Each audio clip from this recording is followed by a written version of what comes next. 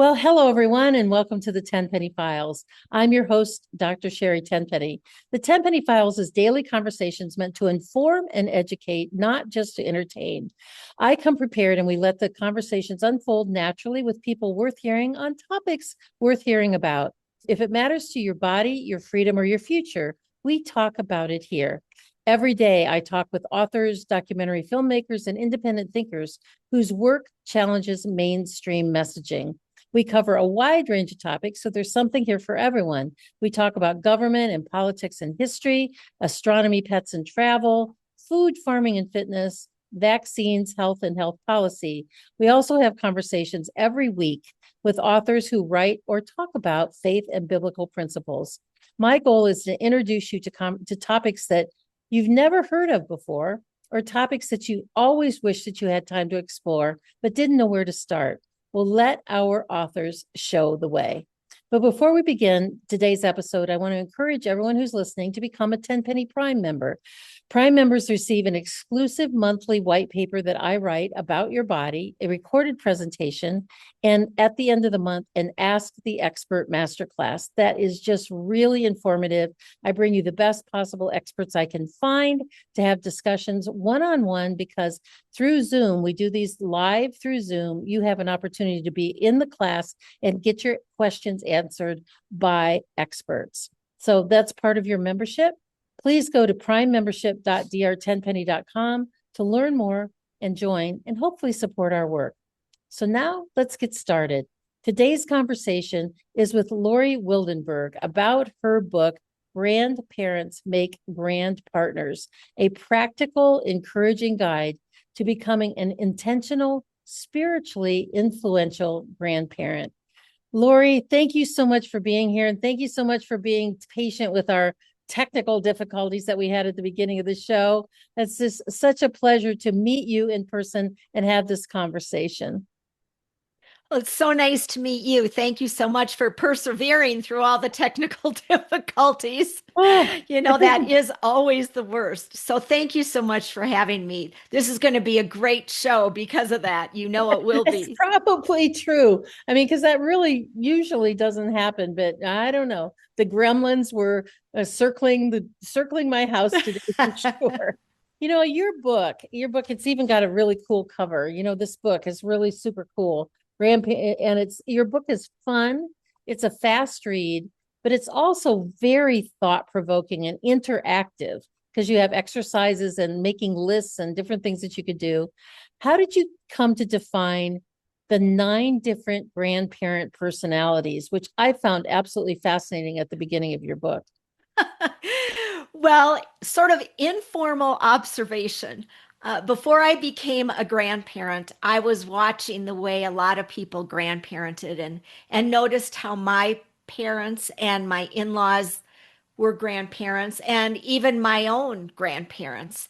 And so I came up with 9 different types. And it's really the grandparent personalities are more for fun to sort of determine where you land. Are you one that's more of the chum, the friend, or are you more like a captain? Are you driving, are you the one that's really kind of controlling the ship and so forth? And so, who are you, and how do you live out your role as a grandparent? And the thing that really surprised me is once I became a grandparent, that a lot of your role, how your adult children see you, plays into the type of grandparent you are. So there are some grandparents who are like surrogates. If they are there they're not the ones that are functioning fully as the parent, but they may take on that role for some degree because of the fact that maybe they are the primary daycare person, shall we say.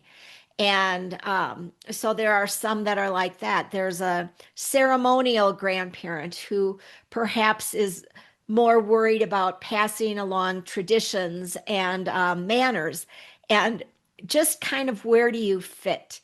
And what I'm hoping for is when people go through and do the little informal quiz, that they will come up with perhaps a few types of grandparents they are, but to really be motivated to realize, hey, no matter what sort of grandparent I am, there's upsides and there's downsides to each type.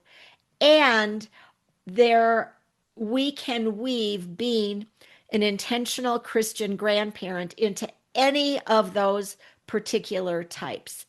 And that is really the focus of the book, is to really encourage faith in our grandkids. The subtitle is How to Have an Eternal Impact on Your Grandchild's Life. And so this is really, it's a faith-based book, but as we were talking, Dr. T, in the green room when we were talking, we also talked about how really, I mean, any grandparent could take this book and apply many of the practices and principles in it. I like that beginning, Erin, where you talk about those 9 types of grandparents because, and I enjoyed reading this book a lot, even though I'm neither a parent nor obviously a grandparent. I don't have any nieces and nephews. I was an only kid when I grew up. But, you could see how people would fall into these separate roles. And I would imagine if you read like that you were the militant grandparent, that you're like, I The guess I'm captain. the captain. Maybe I should back that off a little bit and become one of the other ones. So it's really thought provoking, and I really like your subsections. And one that really stuck out to me because I could really see how this would be happening is the one you call Grandma Wars. Oh, Grandma yeah. where they're going to be the one that wins the battle for the being the favorite grandma. Tell people how to navigate those situations. We all cherish our grandkids. And as women, and I think you might agree with me, Dr. T, is that we notice people's relationships and the depths that they have in relationship. We notice that with our friends. We notice that with various colleagues at work. We pay attention to that. Well, think about, here we are as women where relationships are very important to us. And then we have this important, cherished relationship with our grandkids.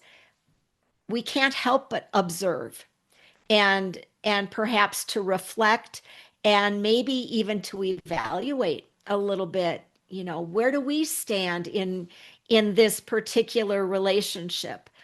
And we've got to be really careful of that because I think it's a natural human bent, and particularly for us women, to perhaps feel some twinges of jealousy if one grandparent is able to spend more time. Perhaps another grandparent is able to give more stuff. And those are things that can be kind of difficult to navigate. Also, when we think of our adult children, we're used to, and they're used to the way we do things, and they're used to the way we do things. What we're not used to is the way another family does something. And here our adult child has to navigate that. They have to figure out, okay, this is where my in-laws are with this, let's say it's a holiday, this particular holiday. The grandma wars can really flare big during the holidays if they feel like they're not getting equal time or they're not getting the most special time. Maybe the most special time is Christmas Eve, and um, it's really important for us to have a heart for our adult child and for our sweet in-laws, our adult children's spouses, so that we aren't the ones to cause the issue. What we want to do to avoid grandma wars is to do our best to be flexible with things like the holidays. Avoid being the one that has the problem. Help them with a solution, and try not to be so covetous of their time and the way that they interact, because what we know, love grows. That's God's math. Love is big, love grows. It multiplies. It doesn't divide. So they're not dividing up their time. Um, if a grandchild sees you and they're so thrilled to see you because they haven't seen you for a little bit, and the other grandparent happens to observe this, one mom was or one grandmom was telling me that they live a little further away from their grandchildren than the other grandparents, and the other grandparents spend quite a bit of time with grandkids. And then if the other grandparents are around when the grandparents aren't in town, are there, they get a great big hello, big, huge hugs. Well, that might not be happening with the grandparents that are there all the time. And to Mm, keep that sort of thing in perspective so that feelings don't get hurt. And you can remember, love multiplies. There's room for everybody. We're not dividing it up. I think those are some of the things that can really help. Our adult children can help prevent some of the grandma wars. If they look around their house, are there plenty of pictures of both sides of the family? Are there plenty of little things that might be sitting out, perhaps things that have been given to the kids that maybe one grandparent or another gave? Are those things, are there enough of each of those things that are out so that one grandparent doesn't feel less special than another? So pictures are a very big deal. When you walk into someone's home and it's a relative, you tend to notice if they've got pictures of, their side of the family or your side of the family, or if there's a nice mixture. And as a grandma, as a Mimi, I am aware of this, and I make sure that we've got pictures of all of the grandkids, and to remember that the ones that have been most recently born, because you get kind of busy, you don't want to forget the one that was just recently born. We've got a little joke in our family because every time we add a new grandchild, we've got 5 grandkids now, we have to do another family picture. And it's always an event to get everybody together.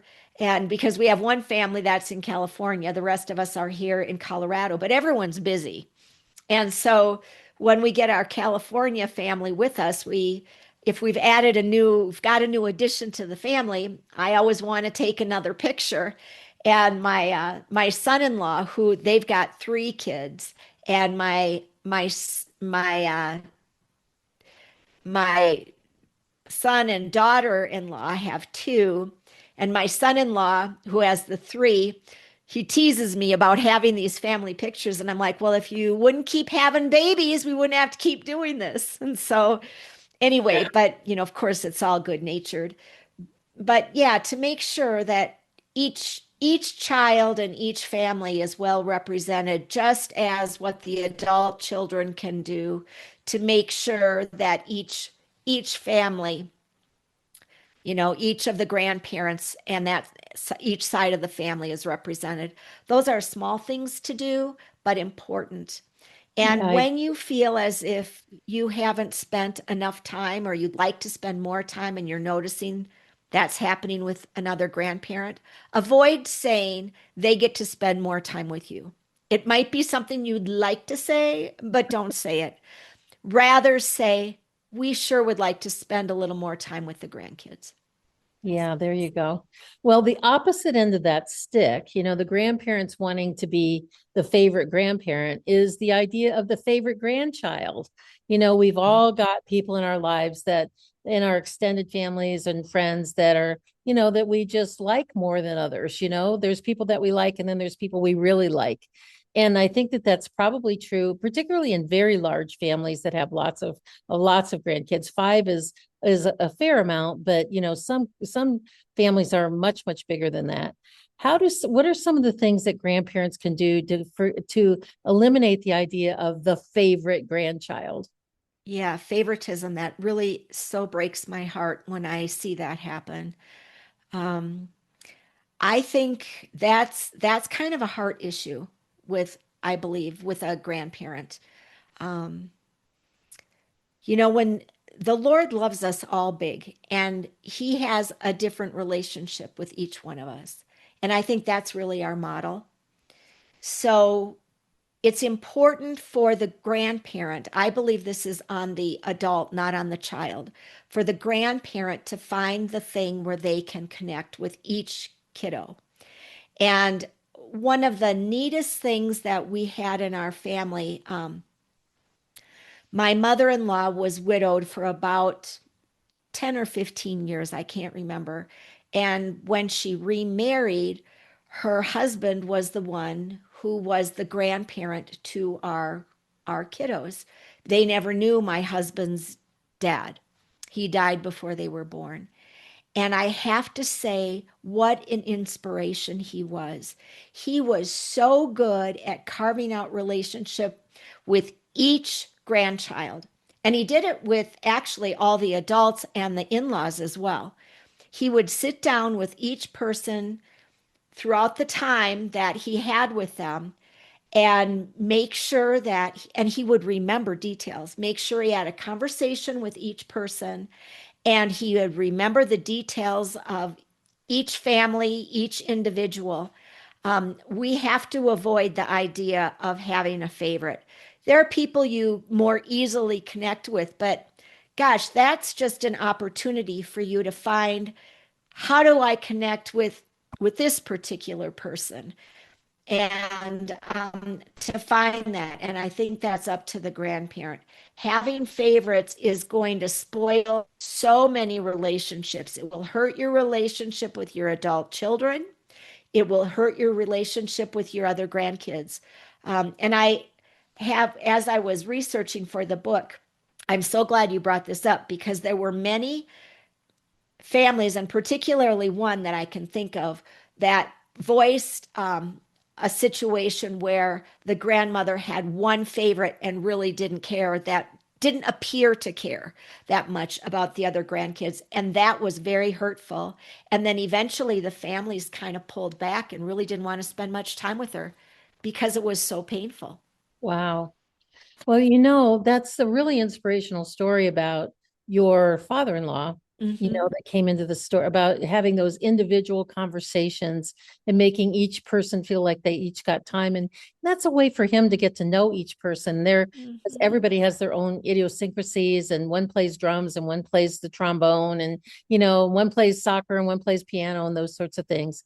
Is there anything that adult children can do to encourage grandparents who are uninvolved to become more involved? Because he was obviously, man, I would love to have had a grandfather like that, Yeah. to have some, because my father's father, so my grandfather on that side, he died when my dad was 16, so I obviously didn't Mm, know him. And my grandfather on the other side died when I was only 7, so I didn't mm. really know him much either. So it sounds like I'd love to have a grandfather like that. But if you have an uninvolved grandparent, what can your adult children do to encourage more involvement? So that's the personality I call the checked out. And perhaps they don't know that they can be involved. So, first, let's assume the best. Let's start there. Assume the best, that they can, they maybe don't know that that's a desire. So, I would say for the adult child to approach his or her parents and say, hey, we'd really like to spend more time with you. The kids would like to see you more. Put out those invitations and let them know that that's something that you value. Without them doing that, it's quite possible that the grandparent doesn't know that that's okay. But of course, there are those that have really taken the idea of grandparenting and thought, okay, I've parented, I'm done. There are those folks. Or I've moved into this realm of the age that I'm at, and now I'm going to do things that interest me. Um, Now there's this whole thing, and I'm sure you've noticed this too, Dr. T, where parents or of adult children who have moved out of the house, or the parent, the grandparent maybe has moved into retirement, not retired yet. Many grandparents aren't, but there are those that have retired, and they're thinking, well, now this is the time for me to do all my vacations and uh, play pickleball, move to a retirement community, whatever. And none of those things are bad. And if my husband came home and said, "Hey, you want to go on a river cruise?" I'm saying, "Yes, I sure am. I sure do." Right? None of those things are bad at all. It's just the priorities. What is your priority? Do you want to see your kiddos and your grandkids in heaven? I do. I want to pour into my grandkids. I want to enjoy them and let them know that they are, they are valuable and worthy and so loved. We want them to know this. So I would say first start with a conversation and do the invitations. And then if you are a grandparent who's a little bit checked out, I would say check your priorities. What are you pouring into? It doesn't mean you can't do all your fun things. Everybody likes to do fun things. But remember your priorities. There are these little humans that really need your influence. And this is another thing I discovered as I was researching for the book. It blows me away. Grandparents are second only to parents in the influence they have over their grandchild's faith, morals, and so their faith and morals and values. It's incredible to me that that is the influence we have. Sometimes we think it's teachers or peers. Grandparents are second. Well, I think that that's really important. And sometimes in broken families or difficult families, it is really the grandmother, one or both of the grandmothers that sort of move the faith forward and try to tie the families together. I happen to know, and one of my friends actually is adopted and is raising her grandson. I think that she fully adopted him because dad's in jail and mom's a drug addict, and she Mhm. didn't want him to go into into CPS and all of that nonsense.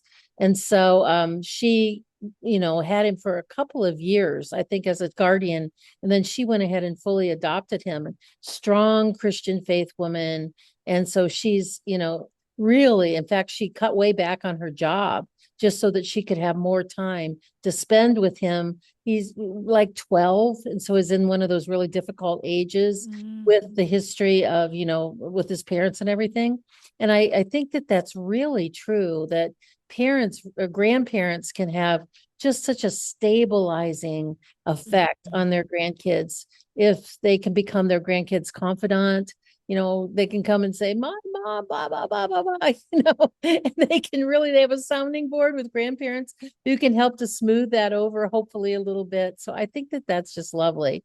And all those things said, we're living in really difficult times, that's challenging times with parents, with their jobs, and one parent maybe travels a lot, one parent may be in the military, and there's also difficulties sometimes with grandparents that one of them or more than both of them may be ill and early dementia and things like that. What are some of the greatest challenges you see in your work and all the contribution that you're making for parents and grandparents today, and how do you tell them to navigate that to maintain unity inside the family unit? Oh, gosh, that's a great question. Well, I think some of the cultural issues that we see sort of rising up right now would be, oh gosh, identity is huge. And who would think something so basic would be such a big issue? Anxiety and depression are also things that have really reached epidemic proportions. So I think those are some very big things that parents need to navigate, and they can have the support and help from the grandparents to help them do this. One of the things that I do regarding identity to help my grandkids understand that they are created in God's image and to know that, and they are created either male or female. God picks, He's the creator. So I talk a lot about God being the creator. Now, my grandkids are young, 7 and under. And so I am very aware of making sure that we talk about identity. And one of the reasons is my oldest daughter, she has struggled with identity issues. And that keeps it very front and center in my brain to work through any of that with my grandkids. So for birthday parties, and in the book, I have a way to celebrate a birthday party having identity being the theme. And so um, I talk about identity and how they are created, and I pull out different Bible verses. And we've done a scavenger hunt regarding identity. And maybe they'll get some slime. They love slime that's kind of like Play-Doh, but slimier. And talking about how God's the creator and how he made Adam from dust, and we'll talk about that. And then I'll print out and laminate some of those Bible verses so that when they go home, they have something in their hand that they can talk about. And even my adult daughter, who wrestles with identity issues, has one of those printed forms that she puts on her mirror in the bathroom and rereads that to remind her of who she is and who God created her to be. So identity is a big one. That's really Anxiety, good. Hold depression. hold that thought for a second, Sure. Lori, because it's time for us to take a quick station break here of what we need to do at this break in time. So hold that thought. We'll come back to more things that we can talk about things that are really big deals inside of families. So right now we're going to hear from our sponsors at AmericaOutloud.news. America Out Loud Talk Radio plays the Tenpenny Files on iHeartRadio Network daily, Monday through Friday at 3 p.m. Eastern Time. You can also listen anywhere in the world by logging into AmericaOutloud.news and clicking onto their media player. If you've missed any of these really great conversations that we've been having here on the Tenpenny Files, you can find them on Spotify, Pandora, Apple, TuneIn, iHeart Virtual Studio, and on my platforms at drtenpenny.com. Where you go to that site, just click on the podcast tab. There'll be a window that drops down that says all podcasts, and you can go over there and scan through all the great conversations that we've had. And you can also go to drtenpenny.substack.com. We live stream these also over to X, Instagram, Rumble, and Telegram. And my handles are on X and on Instagram. They're at Busy Dr. T. So please come and follow me and make these channels grow, because there's so many great books and so many great documentaries and so little time to read and watch. This show's meant to maximize your time and lead you in the right direction. Listen closely. We've got a great message coming up from our sponsors. Sit tight. We'll be right back with more from Lori Wildenberg about her book, Grandparents Make Grand Partners, a practical and encouraging guide to become an intentional, spirit-filled, influential grandparent. Sit tight. We will be right back. Zeolite is a detox spray. We work specifically with a company called Touchstone Essentials. They are an incredible company. We've been working with them now for several years. And zeolite is a mineral that goes through your body like a one-way basket. It will clean out heavy metals such as arsenic and mercury, aluminum, cadmium, and it hooks onto those metals from a one-way perspective. So once it's bound, it goes out through your urine or your stools and doesn't get redeposited in other places.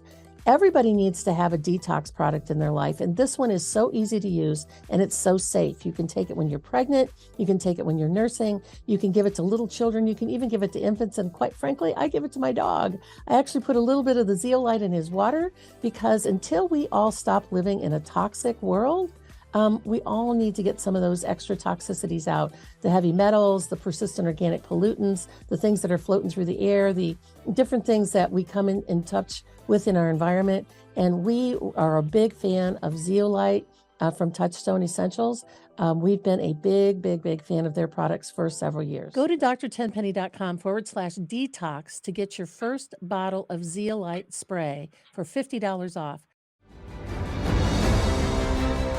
Well, only when the government bows to the people will America become great again.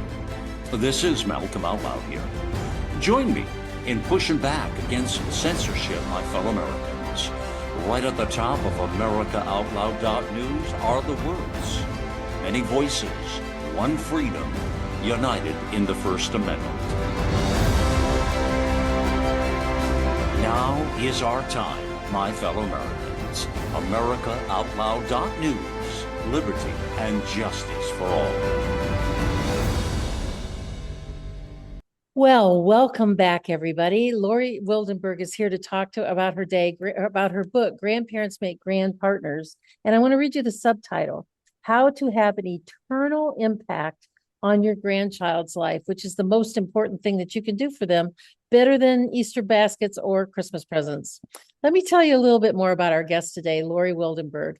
Lori is a licensed parent, family educator, and a coach, award-winning author, and a national speaker, and co-founder of 1 Corinthians 13 Parenting, a faith-based ministry to equip and empower parents to raise children faithfully in a difficult world. And it's located in Morrison, Colorado. Morrison, Colorado is where she's located. Lori speaks at conferences nationally and writes for a number of online magazines. When she's not traveling, she's at home with her hubby, Tom, nestled in the foothills of the Rocky Mountains. Lori, thank you so much for being with us today, and welcome back to the show. Your book is faith-filled and written from a Christian perspective and from a perspective of a Christian grandparent. What if the actual parents are not believers or of another faith, or maybe even agnostic or atheist? That is really hard. And I do address this in the book because that is something that many grandparents are facing today. A lot of young people are deconstructing their faith, and they may have been brought up in a Christian home, but now they're deciding, well, maybe they're agnostic, maybe they're atheist, maybe they're exploring something else. I don't know. But that is heartbreaking. The first thing to remember is God isn't surprised by this, and to trust him with that all the good stuff that was poured into your children when they were growing up, it might be dormant, but it's there. So first of all, trust God with this. It sounds trite, but it isn't. It's, as Oswald Chambers says, prayer is the greater work. So to remember that you need to pray about this. Now, there are various levels of how people get upset about passing along faith. So there are some situations. One family I interviewed, they raised their daughter in a Christian home. Faith is very important to the parents who are now grandparents. Their daughter is raising her children with her husband to be agnostic, maybe atheist, but definitely agnostic. And so they have a good relationship with their daughter in spite of differing worldviews, biblical worldview versus just a secular worldview. But they still have a great relationship. And because of that, when the grandchildren are over at their house, they are able to pray before dinner and maybe have a few faith-based conversations. Now, this has all been approved, and this is the key, by the parents. The parents have been respected, and they've had these conversations before they went ahead and prayed or did any of those things with their grandchildren. They are very respectful. Respect is huge. to remember that these are your children's children, and you can still be who you are, but perhaps you don't quote a scripture verse, but you can still talk about the golden rule, treat others as you'd like to be treated. You don't have to quote scripture. You can talk like that. You can still use those same principles. You can still be who you are, but perhaps don't quote scripture. Again, talk to the parents. Now, there are others that'll say, if you talk about religion, I'm not going to bring my kids over to your house. I mean, there are those that put a pretty hard line. Relationship is the way in. Relationship and humility. To have the humility to honor what your adult children are saying, be who you are, but have that humility so that you can continue to build that relationship bridge. And pray, pray, pray.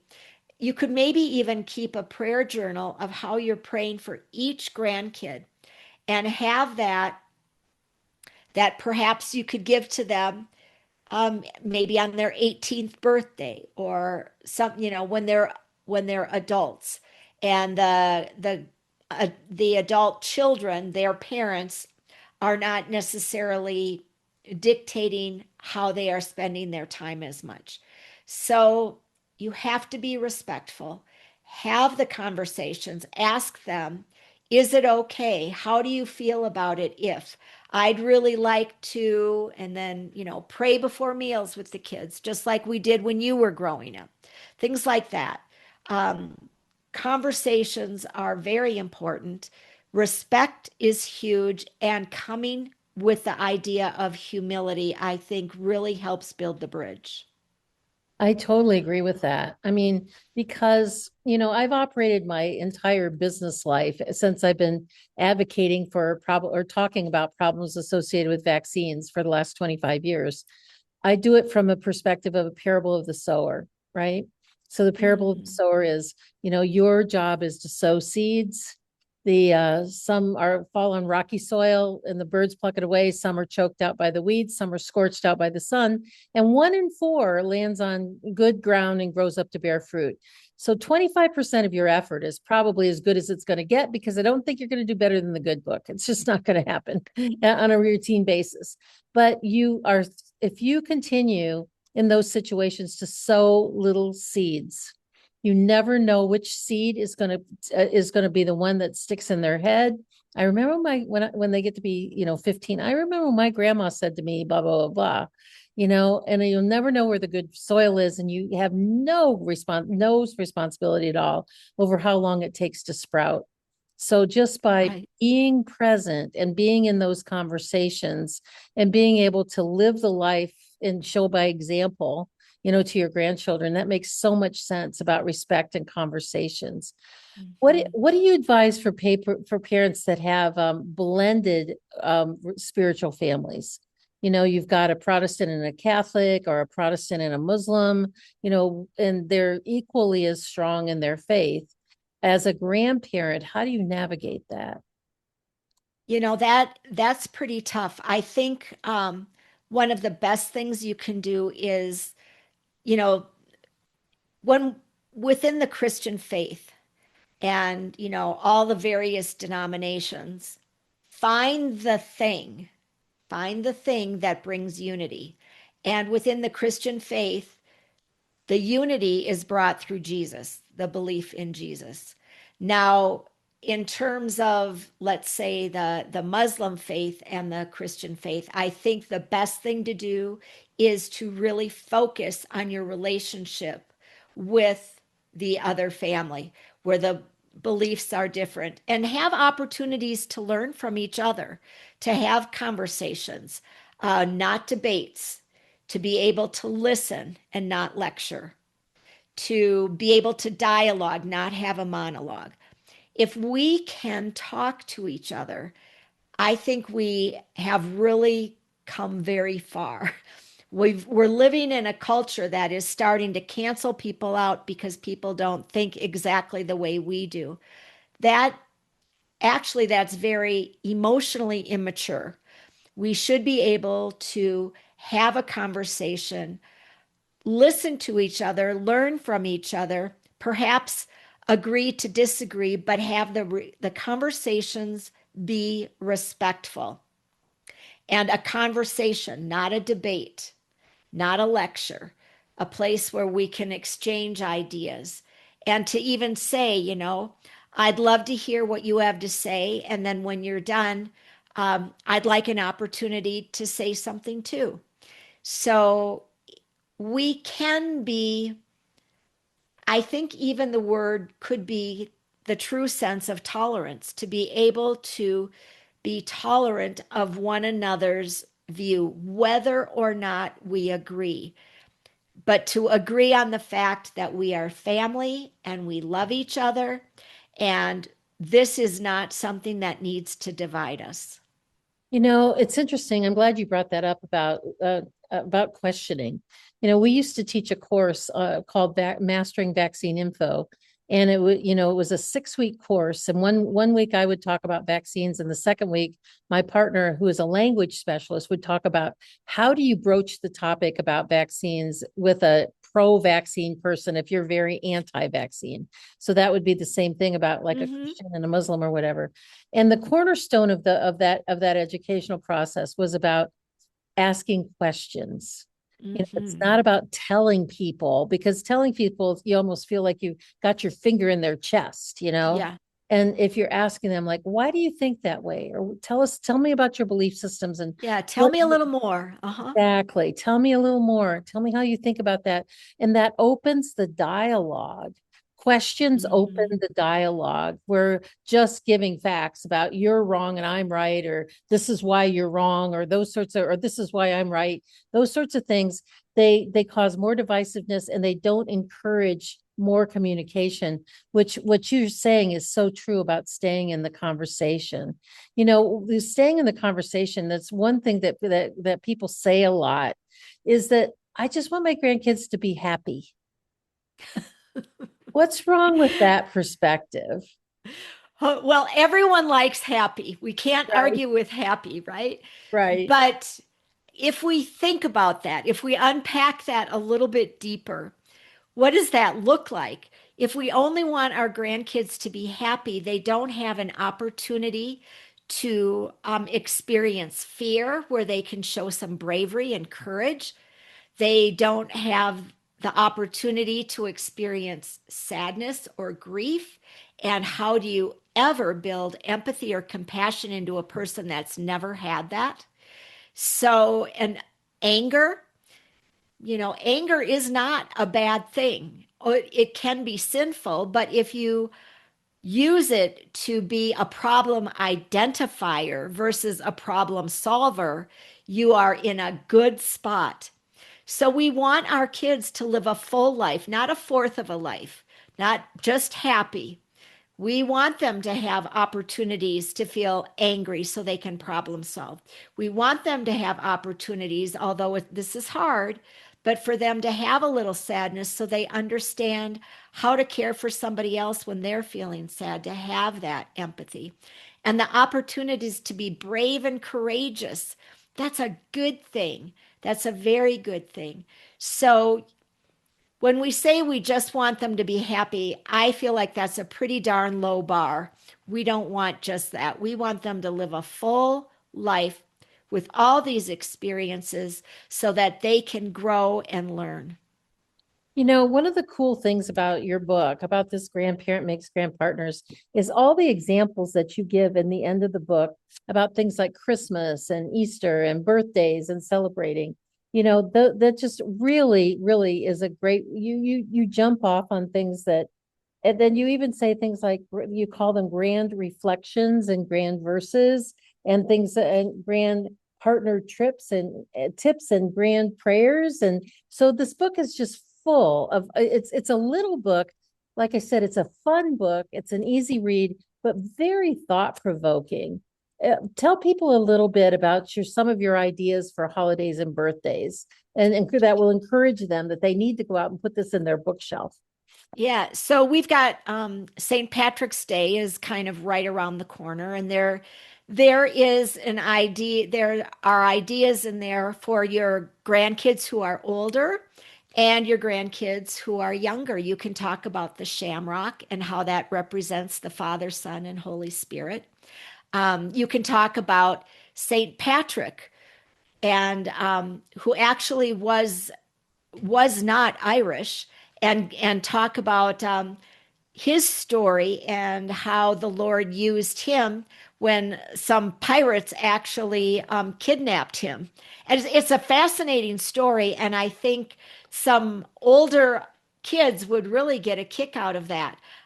You can do a true and false kind of a narrative with them. Like, do you think this is true or is this false? Is St. Patrick's Day when St. Patrick was born? Well, that's false. It's when he died. And so just some little things that really will help jumpstart a conversation. So the first half of the book is all about relationships, and that's kind of how our conversation has gone, hasn't it? We've talked a lot about relationships first, and then the last half is all about being practical. And how do you weave faith into your holidays, and and then also organic ways to weave faith in, conversation starters, things that we can do right in the moment. So the holiday ones and the birthday ones require some planning. And there's ideas in the book, and there's also a planning chart that you can use in the book to help you with that. And there are ways to just do it organically. For instance, I went to the Birch Aquarium in San Diego, La Jolla, actually, with my grandson, who was 3 at the time. And on the way over there, we talked about God being the creator. This is just an organic conversation that we had. And God being the creator, and how he made Owen, and he made Owen's mom and dad, and how God as creator made me and Papa, made Mimi and Papa. And then when we got to the aquarium, we were looking at the craziest looking fish I've ever seen. It was laying flat on the bottom in this sand, and it was flat itself with its eyes, like one eye. Oh, it was the weirdest looking fish. And I thought, how strange is that fish? And there was a man there with his son, his son was probably about 3 as well. And I could tell they'd been to the aquarium a lot by the way they were talking. And I said, what kind of fish is that?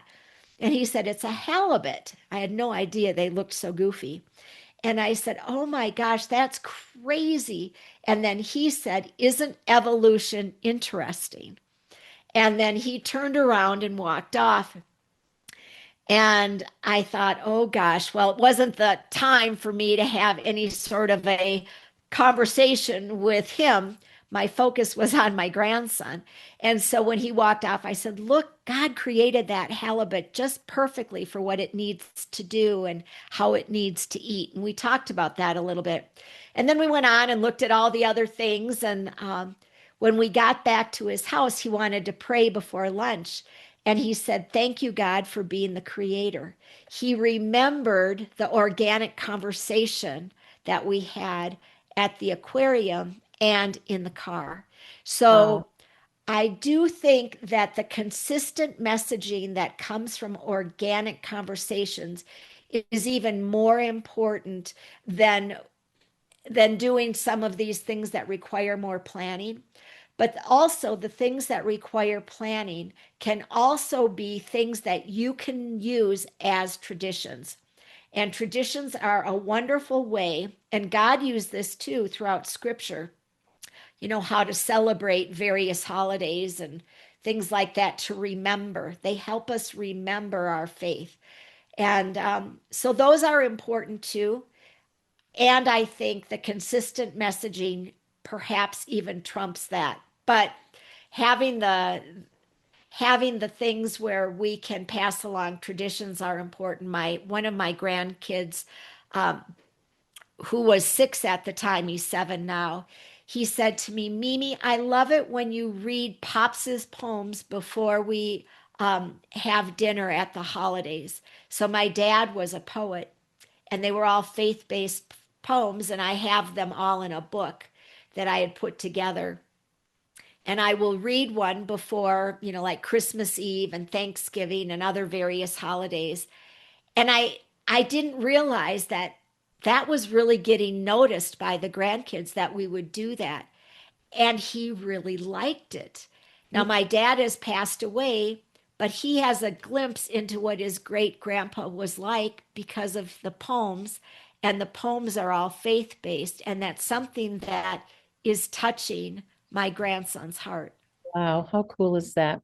Well, we've got about a minute and a half left. In a minute and a half, I want you to briefly talk about 1 Corinthians 13 company. Yes. So we work with parents and grandparents, and I do parent and family coaching, and it is faith based. And actually, a lot of my clients are now are people who have adult children, because this is where issues seem to be happening with their adult children, and trying to work through things that are strained or even estranged. So that's kind of where the ministry is sitting now, but also speak to parents of young kiddos, really all the way through parents of adult children. Very You can cool. find information at LoriWildenberg.com, LoriWildenberg.com. You can also find my books on my website. I don't sell them there, but there's places where you can click and you can hop over to either the publisher or to Amazon and get the books. Very cool. And if you have not only can you buy them directly from Lori there, we created a bookstore for all of our authors. So we've got a bookstore that's bookstore.drtenpenny.com. So all the authors that we interview on the show, the Tenpenny Files, there's a whole collection of them there. So you can get a whole bunch of great books for your bookshelf. And we have great conversations with great authors. So with that, Lori, I want to thank you so much for your work. Thank you so much for this delightful book, because it really is delightful. This really is, it's a workbook. It's it's really interactive. So all of you should jump off and go to bookstore.drtenpenny.com. We will have, Lori, your website in the show notes. It will be there. So I want to thank you so much for being here. I want to thank all of our audience who comes and listens to us, hopefully every day. And we're going to close out with one of my favorite verses from the Bible that I close all of my podcasts with, whether they are live or pre-recorded, which is Romans 12:12. Rejoice in hope, be patient in trouble, and be persistent in prayer. Remember to lean into God, trust Him for everything. He will never let you down. Go to drtenpenny.com and check out all of the podcasts. You can find them there by going to the podcast tab and scrolling down to where it says all podcasts. Pretty straightforward, right? That you can find all the podcasts that we've done. So thanks for everybody being here. We will see you tomorrow or the next time at 3 p.m. Eastern, Monday through Friday on the Tenpenny Files. Goodbye and God bless everybody.